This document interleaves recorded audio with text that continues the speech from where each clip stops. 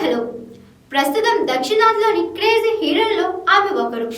ఒక్క సినిమాతోనే విపరీతమైన క్రేజ్ సొంతం చేసుకుంది. తెలుగు, తమిళం, మలయాళం భాషలో వరుస సినిమాలో నటించింది. అయితే తెలుగులో ఈ బ్యూటీకి అనుకున్నంత క్రేజ్ వచ్చినా ఆశించిన స్థాయిలో ఆఫర్స్ మాత్రం రాలేదు. గోల్డెన్ బ్యూటీగా ఇండస్ట్రీ స్టార్డమ్ సంపాదించుకుంది. అయినా టాలీవుడ్ మాత్రం పట్టించుకోలేదు. దీంతో సంవత్సరం పాటు తెలుగులో ఒక్క సినిమా చేయలేదు. కానీ ఇప్పుడు ఆమె చేతులు ఏకంగా 8 సినిమాలు ఉన్నాయి. ఇంతకీ ఈ ముద్దగుమ్మ ఎవరో తెలుసా? ఇప్పుడిప్పుడే ఇండస్ట్రీలో బిజీగా మారిపోయింది. అందం, ప్రతిభతో వెండి తెరపై మారి చేసింది. ఇప్పుడు మనం మాట్లాడుకుంటున్న హీరోయిన్ మరెవరో కాదు, సంయుక్త మీనన్. 2016 నుంచి మలయాళంలో పలు చిత్రాలు నటిస్తూ తనకంటూ ఓ ఇమేజ్ క్రియేట్ చేసుకుంది.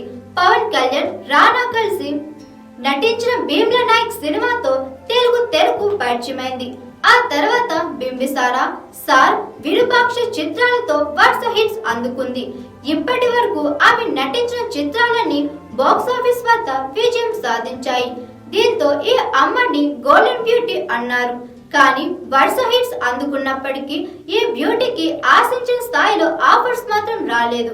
2023లో ఆమె హీరోయిన్ గా చేసిన డెవిల్ మూవీ అంతగా ఆకట్టుకోలేదు.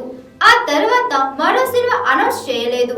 చాలా కాలంగా మరో సినిమా చేయకుండా సైలెంట్ అయిన ఈ బ్యూటీ ఇప్పుడు 8 సినిమాల్లో నటిస్తుంది.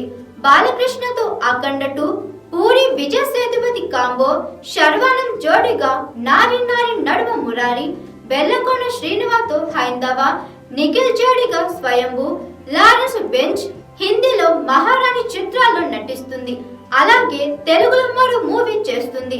మొత్తానికి చేతి నిండా సినిమాలతో ఫుల్ జోష్ మీద ఉంది ఈ బ్యూటీ.